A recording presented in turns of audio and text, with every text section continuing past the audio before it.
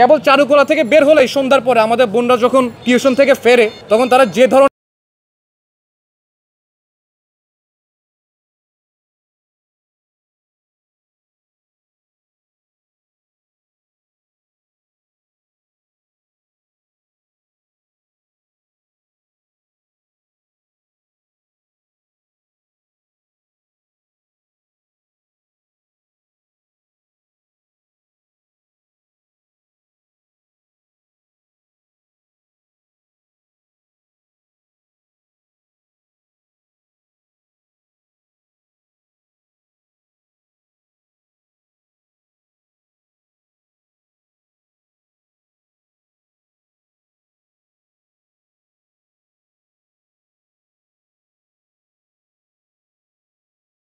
চলে যাবে যদি প্রতিবেলা আমরা 20 মিনিট করে ধরি। চতুর্থত, আমাদের যে ইনস্টিটিউশনাল ইমেইল, এই ইনস্টিটিউশনাল ইমেইলে বিনামূল্যে অথবা স্বল্প মূল্যে পৃথিবীর সমস্ত রিসোর্স, পৃথিবীর সমস্ত জ্ঞান ভান্ডার, ডাটাবেস, এইসব জায়গায় আমাদের প্রবেশাধিকার নিশ্চিত করতে হবে। পঞ্চমত, ক্যাম্পাসে অন্তত একটি হেলদি ক্যান্টিন থাকতে হবে, যে ক্যান্টিনে এয়ার ফ্রাই দিয়ে খাবার প্রস্তুত করা হবে, লাইফ বেকারি থাকবে এবং মানসম্মত এবং ন্যায্য মূল্যে স্বাস্থ্যকর খাবার আমরা খেতে পারবো। ফাইনালি, ষষ্ঠ, ঈদ, পূজা কিংবা বন্ধে ক্যাম্পাস থেকে সরাসরি বাড়ি যাত্রার জন্য বিশেষ ব্যবস্থা থাকতে হবে।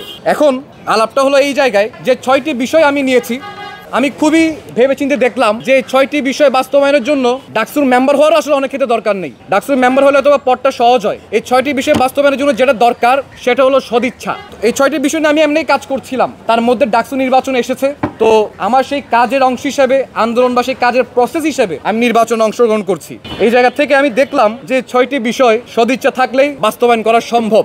আমরা যদি দেখি যে 5 নম্বর যে পয়েন্টটা, ক্যাম্পাসে আমি যদি বলতাম প্রথম বক্তব্যের মতো যে 18টা হলে 18টা হেলদি ক্যান্টিন চাই, দ্যাটস রিয়েলি টাফ। কিন্তু আমরা যখন বলছি যে ক্যাম্পাসে অন্তত একটি হেলদি ক্যান্টিন চাই, এটা নিশ্চয়ই অবাস্তব কিছু না। ঢাকা বিশ্ববিদ্যালয়ের মতো একটি বিশ্ববিদ্যালয়ে অন্তত একটি হেলদি ক্যান্টিন প্রতিষ্ঠা করাই যায়। এইসব জায়গা থেকে যেটা আমি দেখলাম যে কেবল 3 আর 4 নাম্বার, অর্থাৎ 23 ঘন্টা পরিচ্ছন্ন প্রক্ষালন কক্ষ বা টয়লেট, এবং 4 নাম্বার বিশ্বজ্ঞানে আমাদের অবাধ প্রবেশাধিকার, এই দুইটার জন্য আসলে ডাকসুর মেম্বার হওয়াটা প্রয়োজন। বাকি যে 4টা পয়েন্ট, এর জন্য সদিচ্ছা থাকা প্রয়োজন। ডাকসুর মেম্বারের চেয়ে আরো বেশি যেটা সেটা হচ্ছে এইগুলো করার ইচ্ছা। তো সেই জায়গা থেকে ঢাকা বিশ্ববিদ্যালয়ের লক্ষাধিক সমস্যা বা ইস্যু রয়েছে, আমাদের অনেক চাওয়া পাওয়া রয়েছে, আমরা আমাদের সমস্ত চাওয়া পাওয়া পাই না। এই লক্ষাধিক ইস্যু ও সমস্যা থেকে আমি কেবলই 6টা সমস্যার দায়িত্ব নিয়েছি এবং বাকিদের আহ্বান জানাচ্ছি বাকিগুলো আপনারা নেন। চাইলেই অনেক কিছু বলা যায়, চাইলে অনেক কিছু বলতে পারতাম, কিন্তু বিশ্বাস করেন ভাই, যা কিছু আমি করতে পারবো না তা বলবো না।